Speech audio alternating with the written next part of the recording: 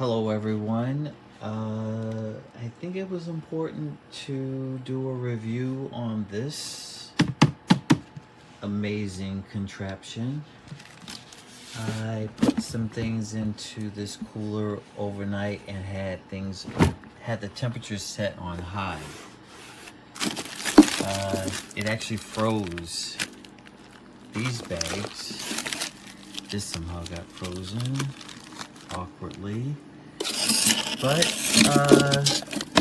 little bottles of water froze, but not the ones at the bottom. I also put a towel at the bottom.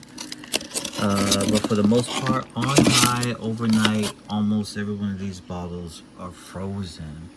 So I think what to do is you go here and turn it off. It runs on a battery, so we'll see what happens. I'll give you another review. So far so good. Plugged inside the house.